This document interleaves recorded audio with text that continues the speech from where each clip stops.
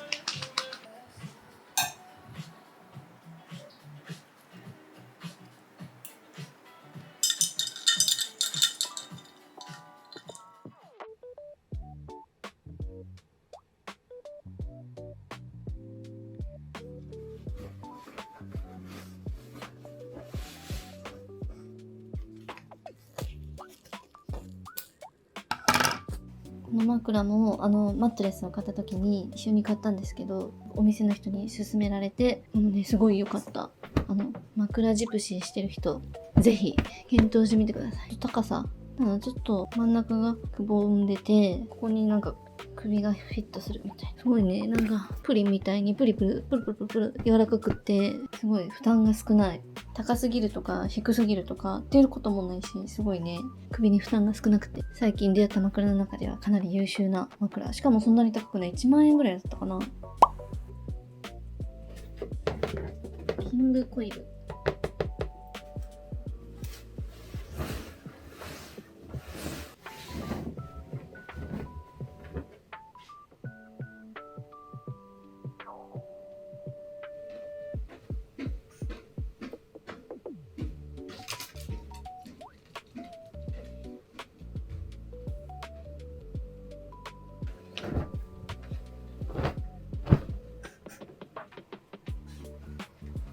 どっちにしようかな。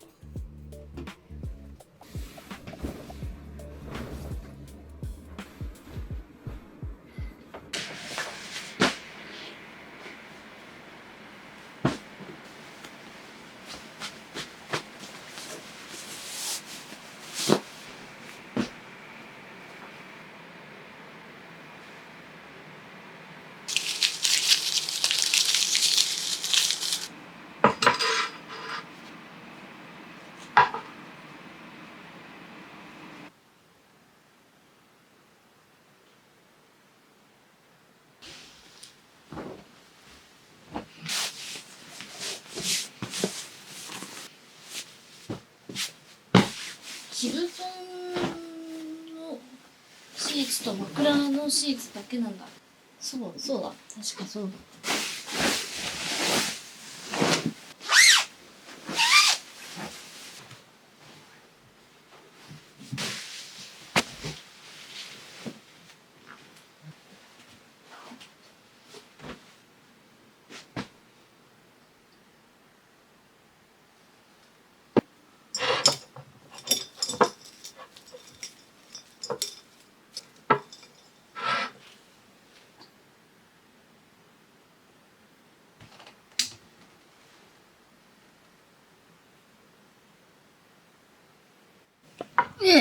ぽっちゃんもここ噛んだんだ。ガリガリした跡がある。これもなんかシーサーの後ろの値札シール貼ったまま置いたらなんかくっついちゃって取れないんだよね。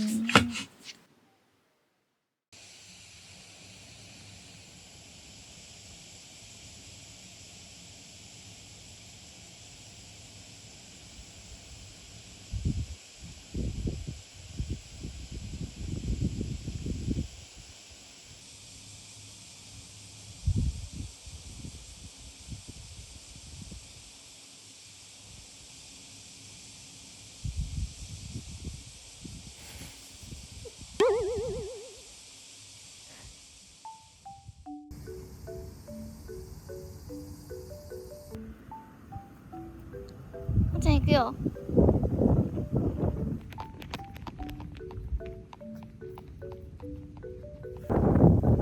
じゃあ行くよ。じゃあ行くよ。行こう。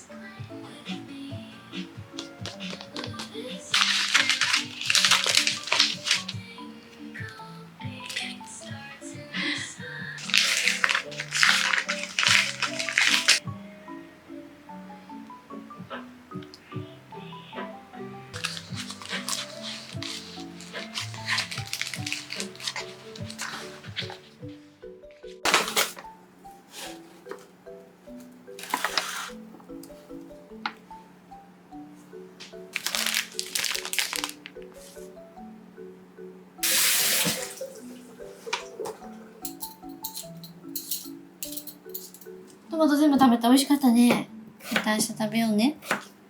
今日も1個食べたもんね。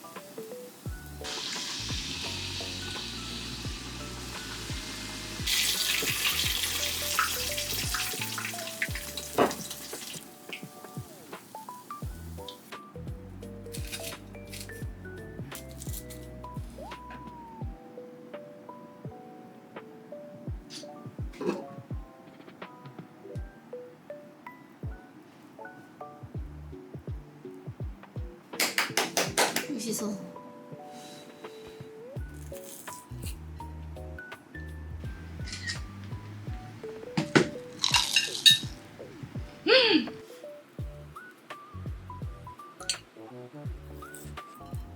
手ですみません。牛肉びっしり。うん。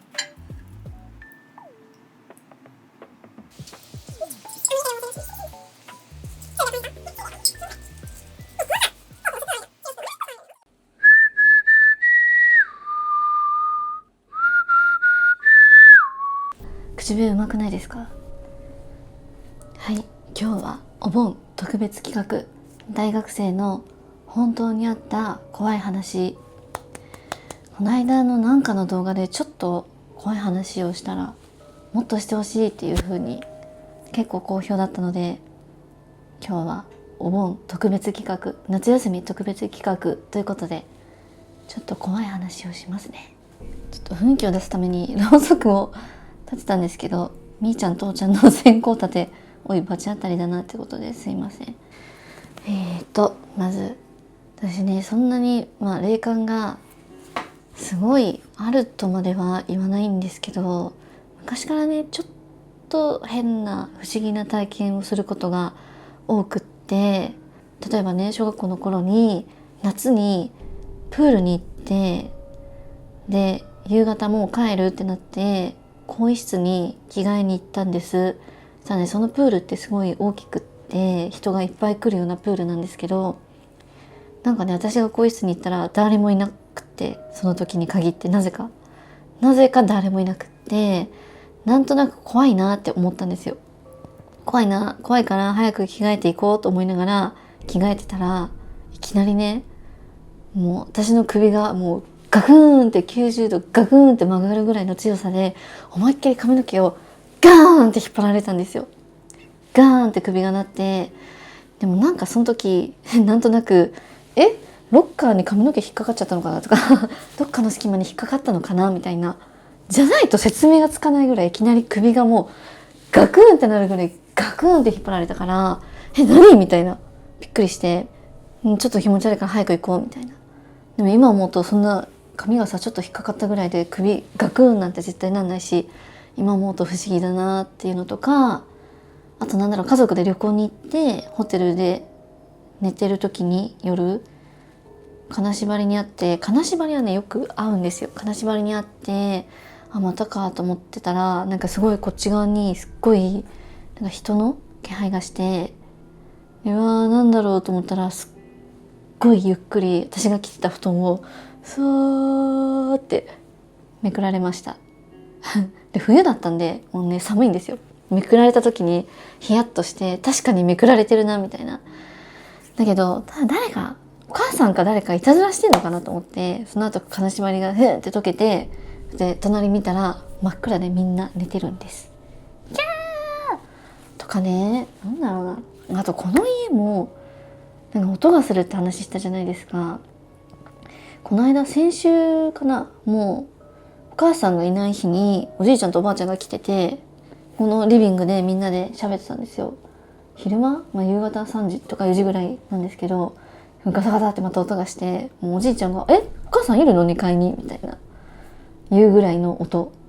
でね、「いないよ」ってかね、この家ねよく音がするんだよねとか言って、おじいちゃんも怖いみたいなのとかもある。この窓ガラスを結構な音でガンって叩かれることがたまにある。虫がぶつかってきてんのかなと思うんだけど、それなんかこれ軽いコンとかじゃなくて結構ガチめのゴンみたいなノック、ゴンゴンじゃないんだけどガンみたいなのとかもある。ガンって音がして、何と思って見てたらもう一回ガンって言ったりとか、そういうのめっちゃ怖いなって思う。この間もお母さんが一人で家に行ってその音したって言ってて、でうち外に防犯砂利が敷いてあるから、もし人が来て叩いたら絶対に音がするんで、足音が絶対にするようになってるからわかるんですよね。だし周りがもう家に囲まれてて、もしうちのそこの、庭というか防犯砂利が敷いてあるスペースに入ろうとしたら、いろんな家の敷地をね入ってこなきゃ侵入できないんですよ。柵で囲われてるし。そうだから、その足音がしないのも怖いなって思う。でも虫かもしれないじゃん、デカめのわかんないんだけど、あとね、その2階で寝てたら、その時も金縛りにあって、そしたらね、なんかもうものすっごい力で誰かが私の体をギューって抱きしめてくる。すんごいハグされて、うわー何と思ったら、その後にもうすごいベロベロベロベロっていうチューをねされるっていう、怖いっていうか不思議な体験。私なんかその時にすごい心地いいなと思ったんですよ、ハグされた時に。でそのままベロベロベロってなんか何者かにすごいチューをされながらそのままって寝ましたね。なんか怖いっていうよりも心地がいいなっていう感じとかいろいろあるんですけど、今話したのは姿を見てないじゃないですか。だけどこれから話すのは姿をはっきりと見たわけじゃないんだけど、ちょっとその今話したのとはまたちょっとレベルの違う話というかがあって、とりあえず3つ話しますね。怖いんだけど怖いよ。3つ話しますね。1つ目、これはね高校1年生の時なんですけど、朝学校に行こうとして、でその日はいつも乗る電車よりも1本か2本ぐらい遅いのに乗っちゃって、でねもうギリギリなんですよ。火小さくなってきて怖い、ちょっと電気つけていいですか、怖いんで。プロジェクターつけよう。でギリギリになっちゃって、怖いからプロジェクター明かりつけた。ギリギリになっちゃって、で通信じゃなくて全日制の時の話なんですけど、なんかね駅から学校までの通学路みたいなのがね決められてたんですよ。どこの道を通っていかなきゃいけないみたいな決められてて、でなんかたまにね先生がその通学路をちゃんと通ってるか見張ってたりするから、いつもだったらちゃんと通学路通りに行くんですけど、その日はもう時間もギリギリだったし、あとね人がね全然いなくって、いつもだったら、その近隣の高校に通う学生たちでいっぱいなんですけど、その日はもう時間ギリギリだったんで、ほとんどもう通学路に人がいない状態だったんですね。だからいつもの通学路じゃなくてちょっと近道したくって違う道を通ったんですよ。でもうねなんか天気がもう変で、その日晴れてるんだけど雨が降ってるみたいな、なんか光がバーって差して明るいんだけど、なんかさーってシャワーみたいな雨がね降ってる日だったんですね。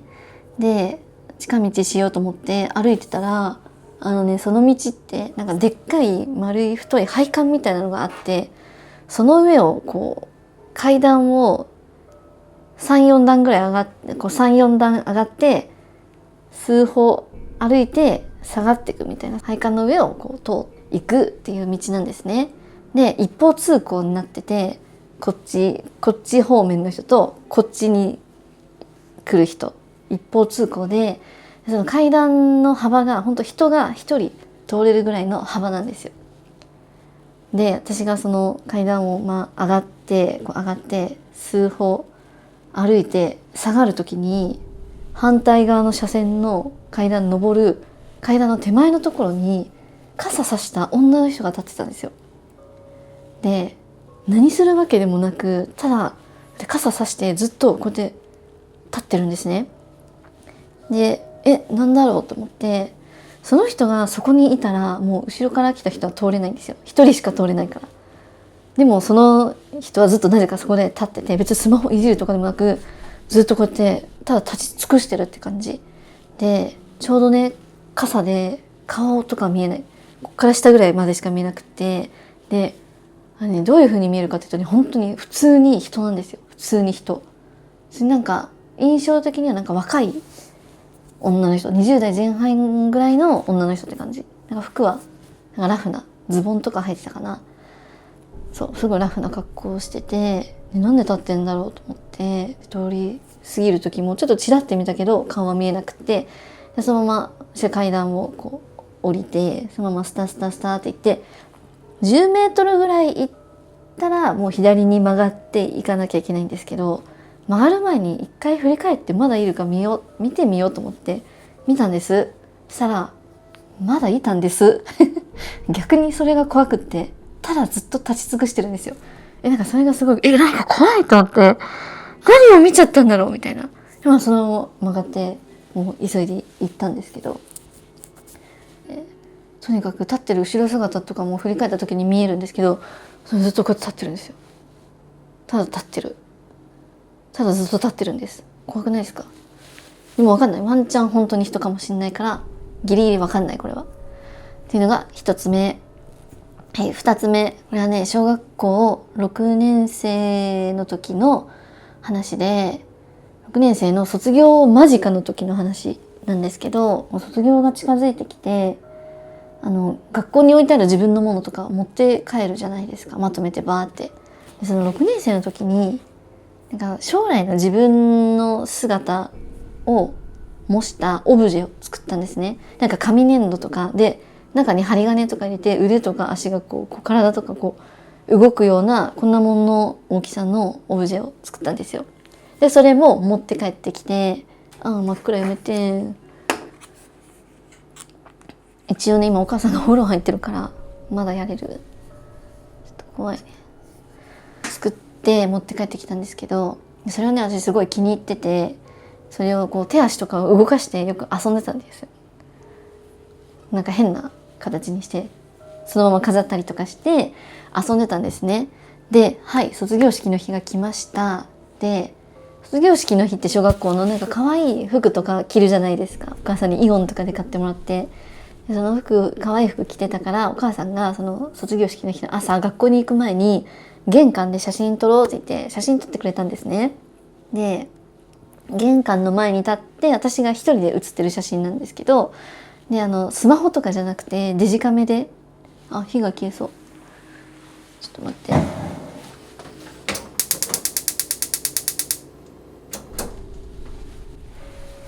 そうでデジカメで撮ってくれて何枚かで、そのまま卒業式に行ってで帰ってきて、その日は夜うちでみんなでおじいちゃんおばあちゃんとか親戚とかと集まってうちでご飯食べるってなって、食べてる時にお母さんがその玄関で朝撮った写真をね、デジカメの写真をチェックしてたんです。そのお母さんが「何これ?」みたいに言い出すんですよ。で見たらなんかね、私の足の角度が明らかにおかしい写真が1枚だけあって、何枚か撮ったうちの1枚だけおかしいんです、足の角度が。どうおかしいかっていうと、かかとが完全にこうなんかこう足がこうあるとしたら、こっちがつま先で、それなんかね、片一方だけ完全になんかもうかかとがもう前に来てるんですよ。片一方は普通なんですけど、かかとの模様とかが完全に前にこうグリって見えてる状態でだったんですね。で私なんかその時写真撮ってる時にちょっとうろちょろ歩いたりとかしてたんで、その歩いてる瞬間のなんかちょっと変な角度の写真が撮れちゃったのかなと思って、だから自分がそのがやれる足の角度なんじゃないかと思って再現しようと思って、なんかその場でやったんですけど、どう頑張ってもその足の角度には絶対になりえないっていう角度で写ってたんですね。でお母さんがなんか気持ち悪いみたいに怖いっつって、この写真も消そうって言って、その写真はもうすぐ消して忘れたんですよ、そのことは。でそっから数週間後ぐらいに、日曜日の夜にお母さんと家でテレビ見てて、もうシーンとしながら2人とも喋らずにテレビ見てたんです。お母さんがいきなり「はっ!」って「はっ!」って言うんですよ。で何って思ったんですけど、その瞬間私も「はっ!」って「はっ!」ってなって、2人で「はっ!」ってなったんですよ。何かって言ったら、最初に私がその自分の姿のオブジェ作って持ってきたって言ったじゃないですか。でそのねオブジェをテレビの横の棚のとこに飾ってあったんですけど、そのオブジェの足の角度が写真の足の角度と全く同じ角度だったっていう話。キャー、はい、ちょっと怖いですよね。でその人形はね、だからさすがに捨てられなくってしばらく飾ってあったよ、家に。ね、ちゃんと角度変な風な形にするのもやめて、ちゃんとした形にしてしばらく飾ってあったけど、お母さんがある日「あれもう捨てたよ」とか言って捨てられました。別にねそれで足を怪我するとかそういうのもなく、多分なんか私がそうやってね自分の人形だからって変な風にして遊んでたから、多分もっとちゃんと自分のことを大事にしなさいねっていうメッセージだったのかなって言ってお母さんと話してますけど、真相は分かりません。はい、3つ目、これはね自分の中で自分史上の一番ね、やめてこのタイミングで暗くなるの、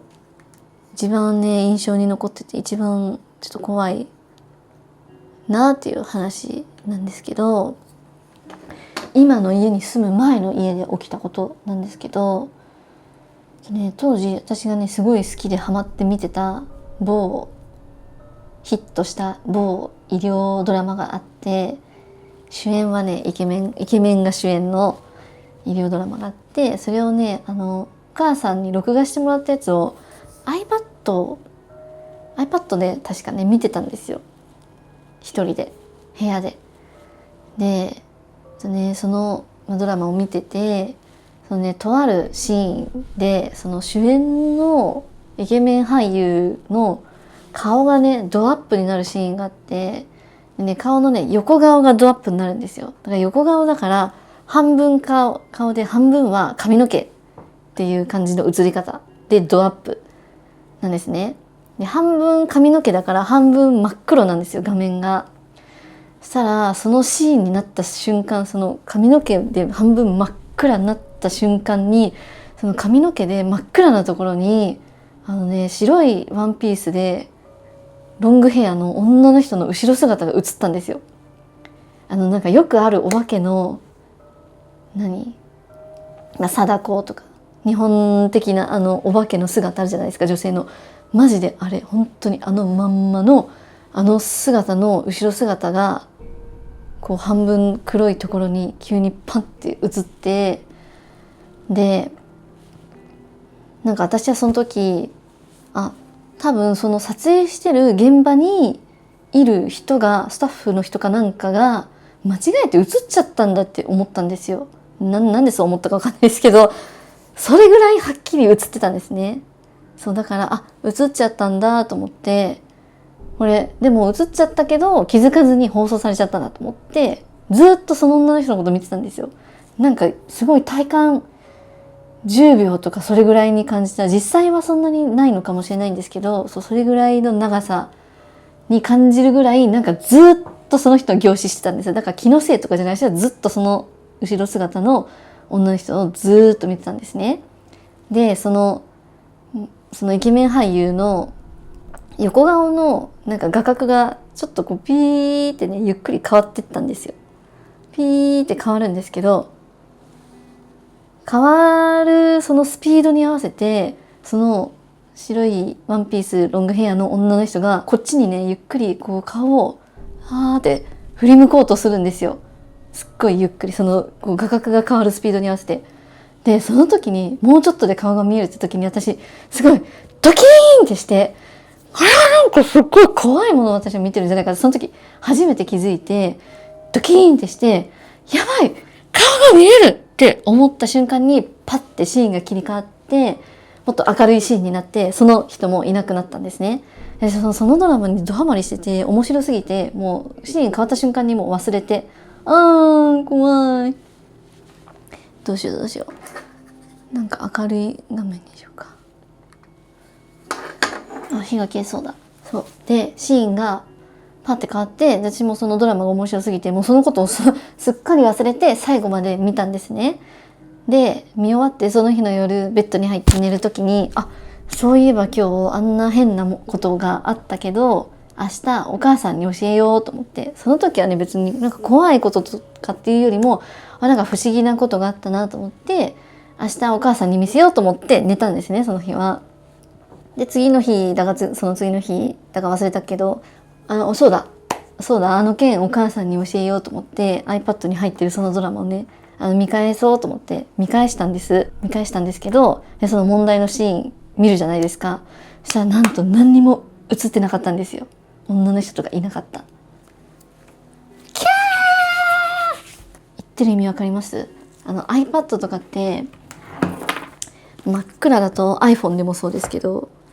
なんか反射するじゃないですか。向こう側がこうやって反射するじゃないですか。つまりそういうことなんですよ。部屋の中が反射して、そのイケメン俳優の髪のドアップの真っ黒のところに映ったっていうことなんですよ。恐ろしい。めっちゃ怖くないですか？はい、以上で終わります。ちょうどろうそくの火も消えたわ。怖いからこの後はっとか言ってそれから寝ます。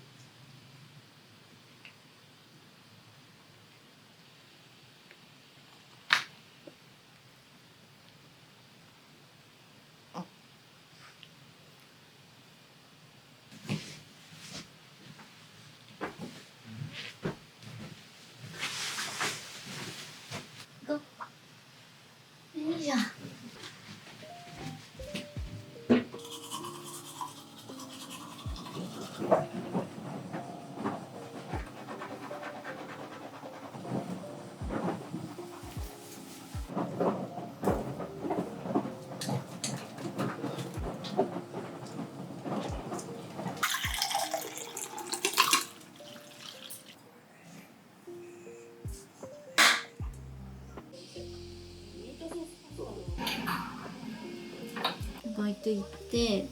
夕方には帰ってきて、その後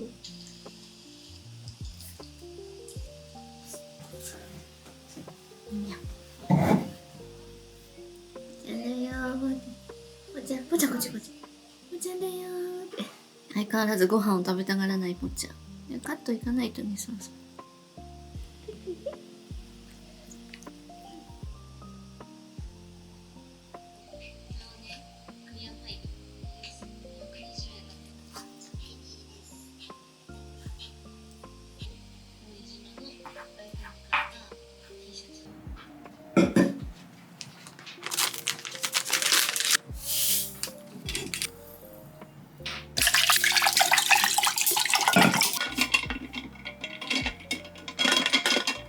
何？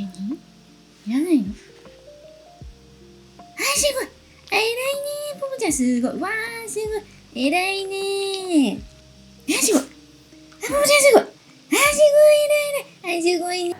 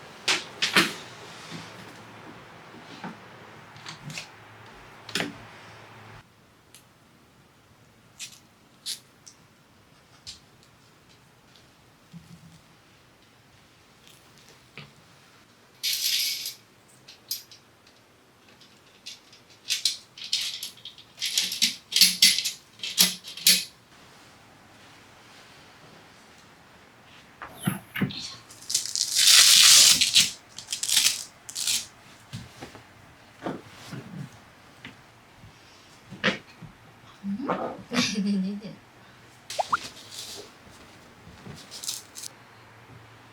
よいしょ。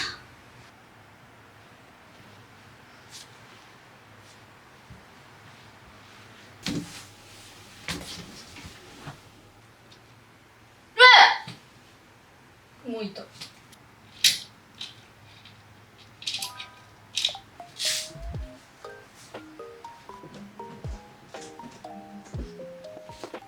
挟まる？よいしょ。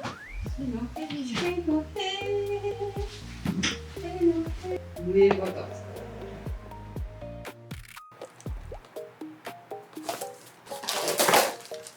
いい。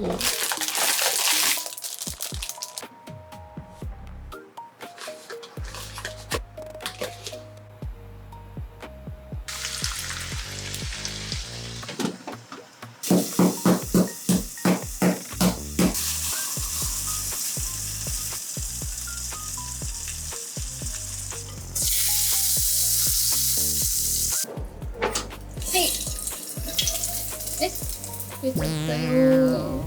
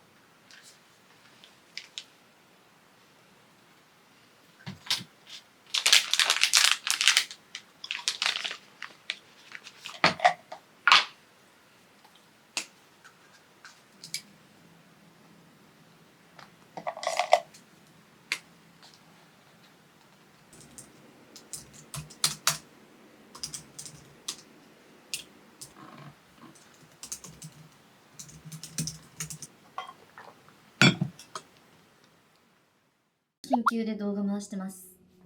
3月大丈夫そう？大丈夫だよね。3月の麺を解凍して、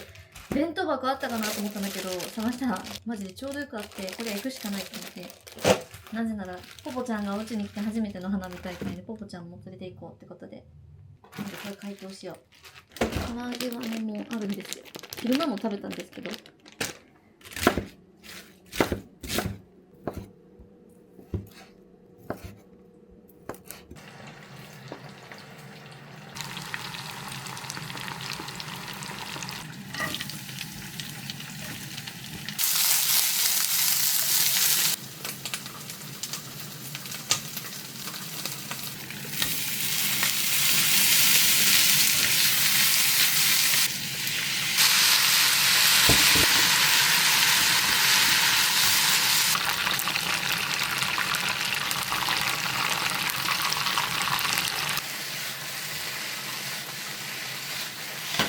焼きそばと唐揚げできました。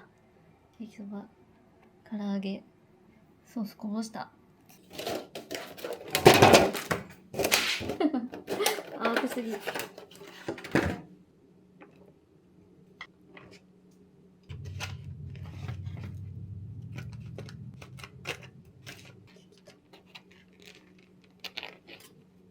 きた。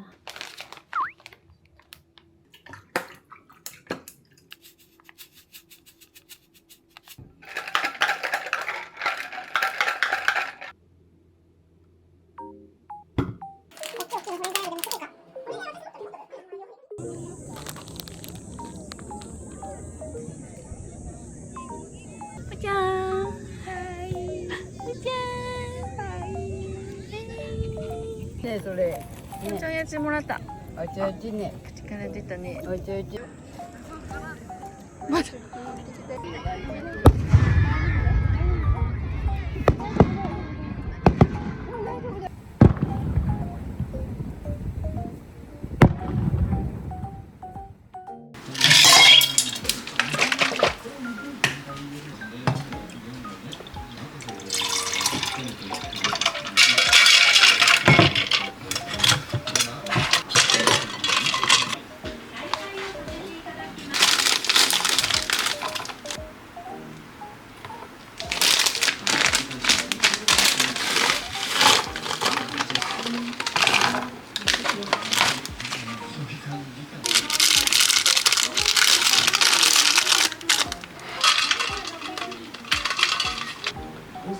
15でミッションがね、スミスも最後決まりましたね。72発でうわ、すごい。うわ、すごい。茨城宣伝からの霞層。その試合